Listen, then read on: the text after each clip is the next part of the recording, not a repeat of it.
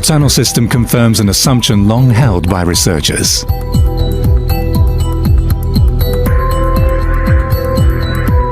The king's burial chamber is located exactly in the center of the underground city.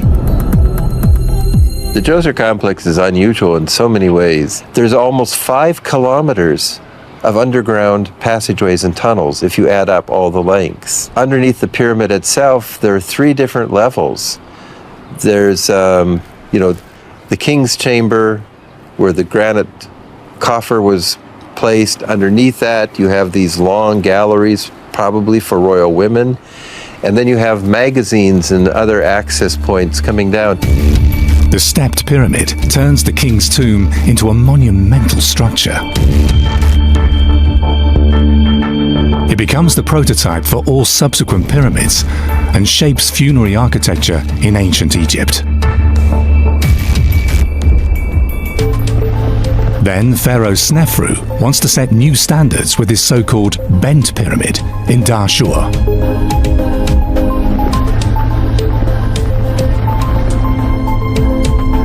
The first stepless pyramid is intended to be 125 meters high.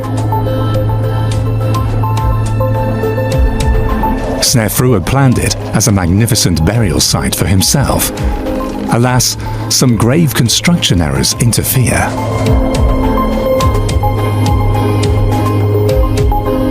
At an angle of 60 degrees, the inclination is too steep, and the sandy subsoil causes the building to sink in the middle. To stabilize the pyramid, a belt about 16 meters wide with a 54-degree inclination is placed around the structure. Yet the rescue attempt fails. The stones begin to slide. Cracks appear everywhere. In a last attempt, the builders flattened the angle of inclination of the upper part to 43 degrees. The result, a pyramid with a kink.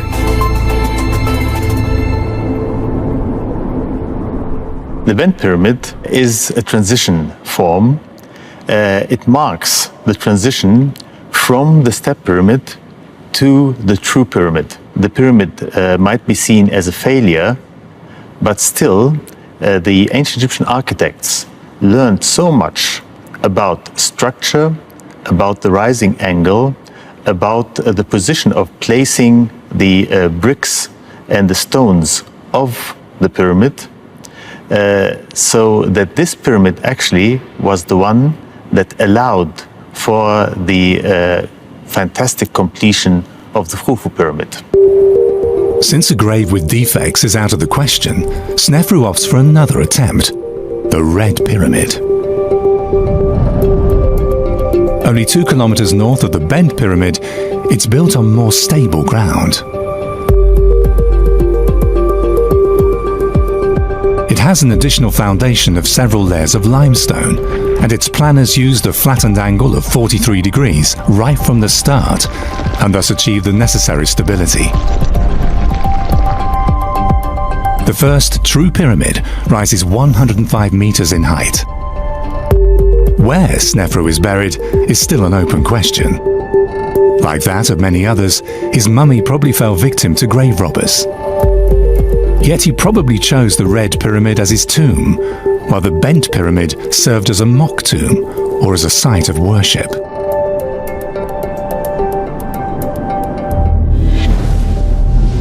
With the Red Pyramid, the development from burial mound to pyramid is complete.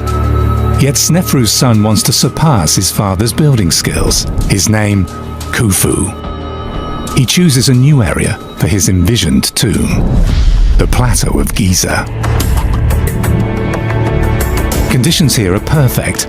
There's enough space, sufficient building material on site, and the rocky ground offers an ideal subsoil for his mammoth project. Since what Khufu has in mind is nothing less than the largest structure in the world. How the Egyptians managed to build this gigantic monument is a matter of dispute, even today. At least, there are clues as to who built it. For a task like this, Khufu needs a gifted architect, and probably finds him in a man named Hemiunu. And these wonderful photos of his burial treasure reveal how they did it.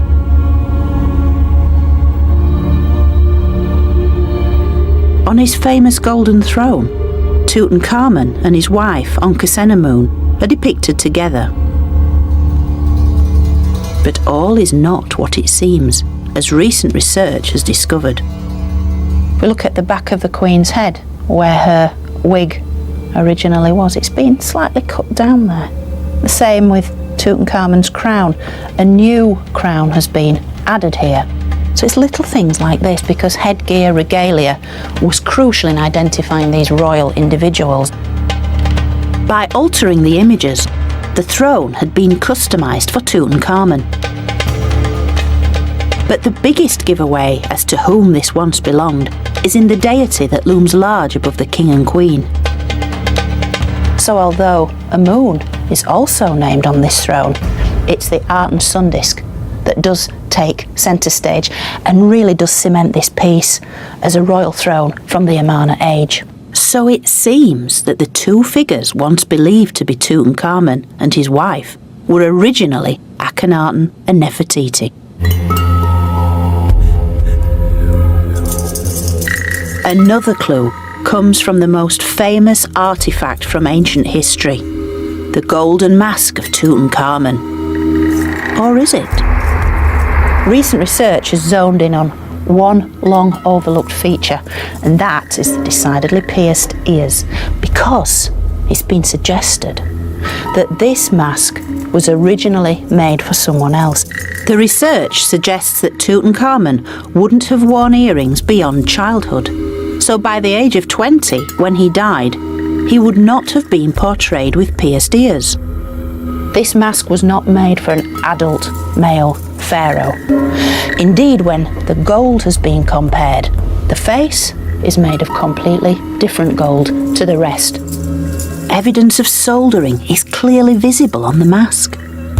It now seems as if Tutankhamun's own face was effectively grafted on to the mask of a previous ruler who had pierced ears for earrings, a previous ruler who may well have been a woman, who may well have been Nefertiti.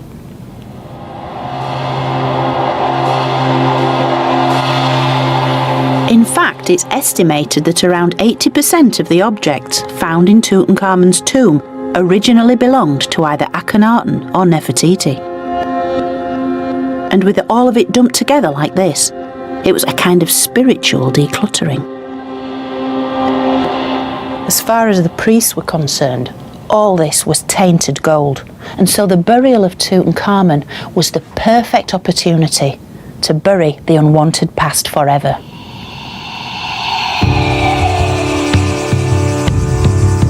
While the city of Amarna had been abandoned, then demolished, the memory of everything it represented was likewise being erased. Egypt's state religion was restored. Karnak's priests were back in business. And Thebes was once again the seat of sacred power.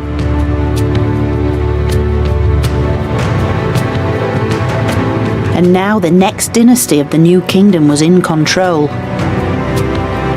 Having died without an heir, Tutankhamun was succeeded by a line of militaristic rulers, the 19th dynasty.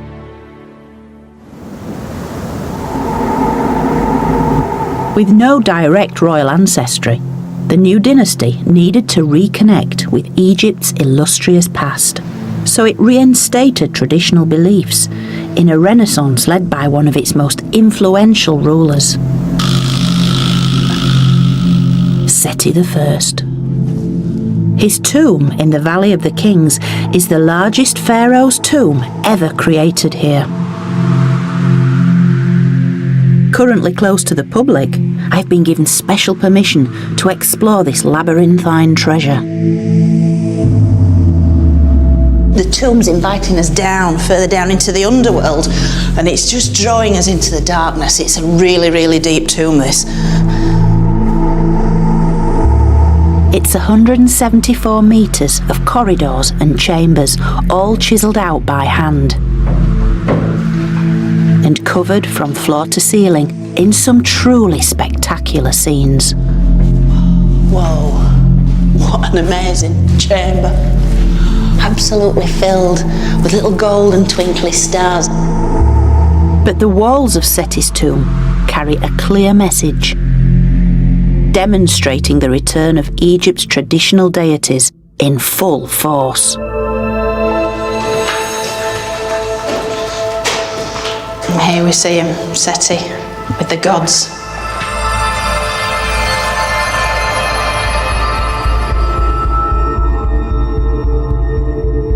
This is a brilliant chamber. It's repeated images of the pharaoh Seti with the gods. The gods are back, and he's keen to show that. And so we see him here with Anubis, the elegant black jackal god of embalming and the dead.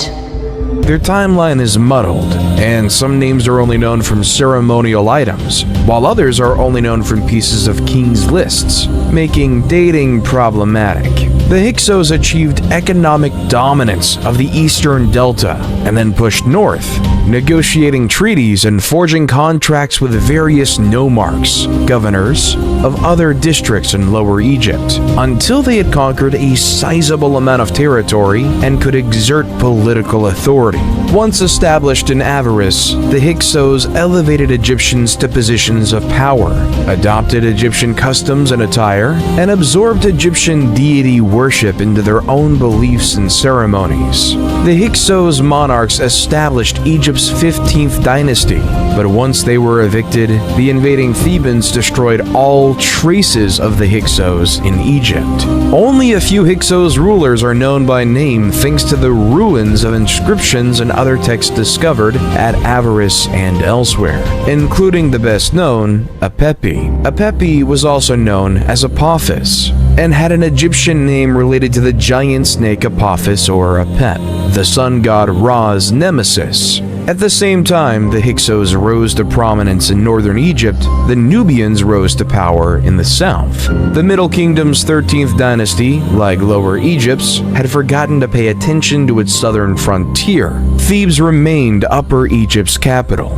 but instead of dominating the entire nation, it was wedged between the Hyksos in the north and the Nubians in the south. According to Manetho, Apepi of the Hyksos wrote to the Theban king, Seqenenrentah, 1580 BCE, "Do away with the hippopotamus pool to the east of the city, for it prevents me from sleeping day and night." The message was most likely about the Theban practice of hippopotamus hunting, which would have been insulting to the Hyksos, who worshipped Set and included the hippo in their religious observances. Tao, rather than complying with the request, saw it as a challenge to his autonomy and marched on Avaris. His mummy indicates that he was slain in battle, and this, together with the events that follow, reveals that the Thebans were vanquished in this fight. Tao's son Chamos took up the cause, lamenting bitterly in an inscription about having to pay the Asiatics taxes and dealing with outsiders to the north and south of him and his kingdom. He launched a huge attack on the Hyksos, destroying Avaris according to the narrative.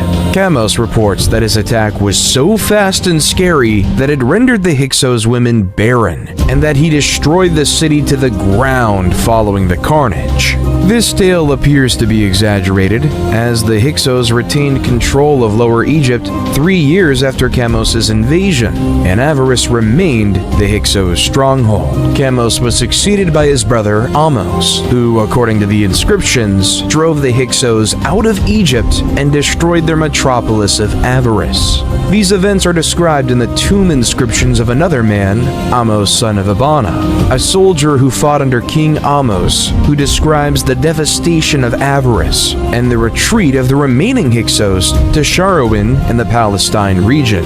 Ahmose then besieged this city for 6 years until the Hyksos fled again, this time to Syria, although what happened to them after that is unknown. Ahmose I not only established the 18th dynasty, but also began the new Kingdom of Egypt. the age of the Egyptian Empire. The Hyksos were responsible for the formation of a professional Egyptian army of conquest, since Ahmose I, and those who followed him, sought to ensure that no foreign nation ever gained such dominance in their land again.